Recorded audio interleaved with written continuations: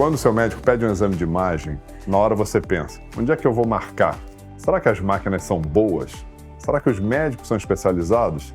Você não vai querer fazer seu exame em qualquer lugar, né? Aliás, um diagnóstico preciso faz toda a diferença.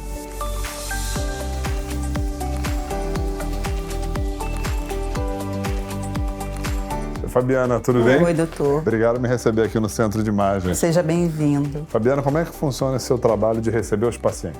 Os pacientes aqui na unidade, eles já são pré-agendados. Então, a ideia é que quando o paciente chega aqui na unidade, toda essa parte burocrática já esteja adiantada.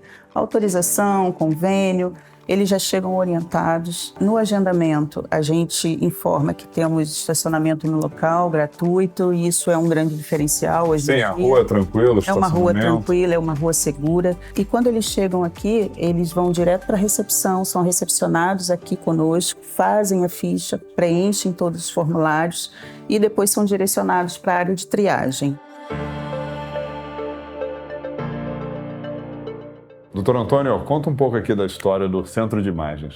A concepção do Centro de Imagem nasceu da percepção da rede, da necessidade da gente ter um serviço de alta complexidade de imagem. A rede estava crescendo muito, cirurgia de alta complexidade, transplante hepático, oncologia crescendo, e havia necessidade de se ter, além da oferta que se tem nos hospitais, de um serviço de alta qualidade, alta tecnologia para oferecer aos pacientes que procuravam a rede. Como a proposta era ser um serviço de alta tecnologia, hoje a gente trabalha com 3 segmentos de imagem: a ressonância magnética, tomografia computadorizada, né, e o PET-CT. Né? Nesses 3 segmentos, a opção da rede foi trabalhar com a tecnologia de ponta. Então, por exemplo, na ressonância magnética, a gente trabalha com magnetos de 3 Tesla. Tesla é a forma de você quantificar esse magneto. Tá? E dos exames comerciais que se tem, né, a maior potência que se tem é 3 Tesla. Então, nós temos 2 unidades, 2 magnetos de 3 Tesla para oferecer exatamente essa alta tecnologia que se propõe o Centro de Imagem. Existe uma proporcionalidade do que a gente pode oferecer, da qualidade de informação dos recursos de imagem, né, com a potência em Tesla e, obviamente, uma série de outros recursos que a rede investe em cada magneto desse. Então, o espectro de informação que a gente pode passar ele é muito maior sobre uma determinada doença. E relacionado, no caso, ao PET scan?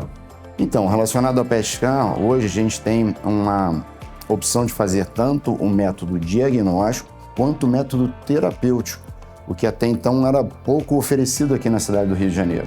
Então, o PET-CT, né, ele entra não só na questão diagnóstico da doença oncológica, como determinadas lesões e tumores que não poderiam ser tratados ou que a gente não teria opção de tratamento, né, a gente com o PET-CT consegue fazer essa terapêutica, né, sob o ponto de vista de doença oncológica. Agora, vocês têm um relacionamento muito próximo também com o Instituto IDOR, em questão de pesquisas, né? Isso faz uma diferença. Com certeza. O Instituto IDOR, fisicamente, ele fica aqui na nossa frente. A gente tem uma simbiose, uma troca muito interessante, boa para os dois lados, né? Aqui são feitas a parte de imagem dos projetos de pesquisa da Rede IDOR. Daqui saíram já vários artigos com publicação internacional em revistas balizar, o top de revista que você pode oferecer. E essa simbiose ela é muito interessante, porque o que se desenvolve na parte do Instituto IDOR, a gente acaba utilizando isso nos nossos exames comerciais. São tecnologias que a gente consegue utilizar sob o ponto de vista do exame comercial prático do dia a dia, que oferece benefício aos nossos pacientes. E eu queria conhecer mais o espaço, as máquinas, a gente pode ir lá? Lógico, vai ser um prazer. Então vamos. Vamos lá. Antônio, então por onde a gente começa aqui? Então, vamos começar pela nossa ressonância de 3 Tesla. Tá bom. Vamos lá.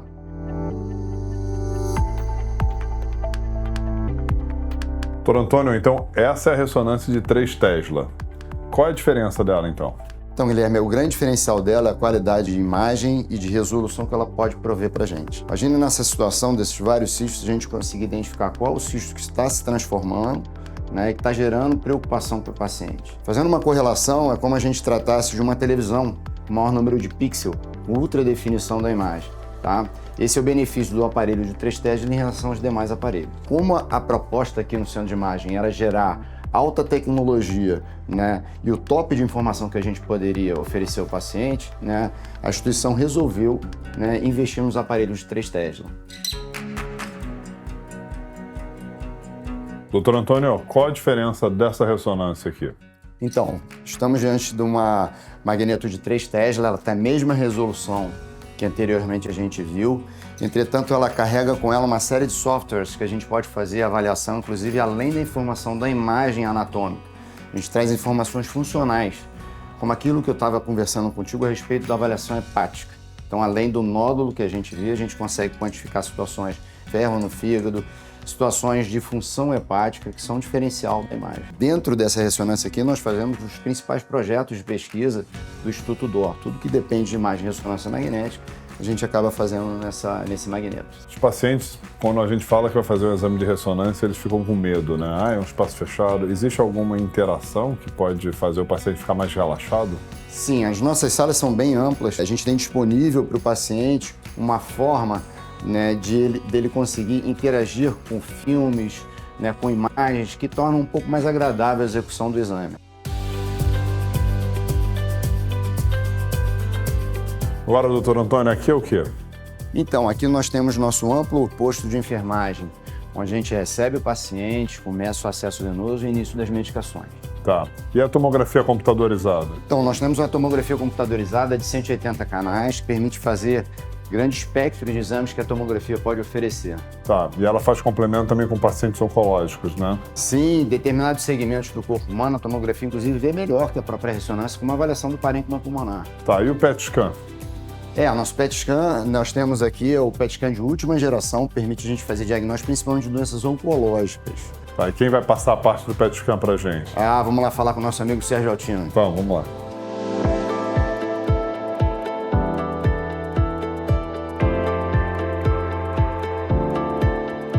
Doutor Sérgio. Opa. Antônio me passou aqui para estar com você.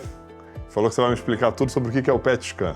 Na verdade é um PET-CT, né? Tá. O componente PET, que é parte da medicina nuclear, é isso que eu faço, médico nuclear, né? Na parte PET a gente vai pegar um isótopo radioativo, a dose de radiação é baixa, tá? É menos do que uma tomografia, mas o aparelho PET consegue enxergar onde está essa radiação.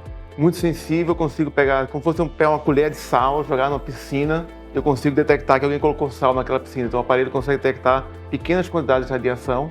E essa molécula radioativa eu vou ligar a uma molécula tipo açúcar. Então, é o exame que eu faço mais frequência.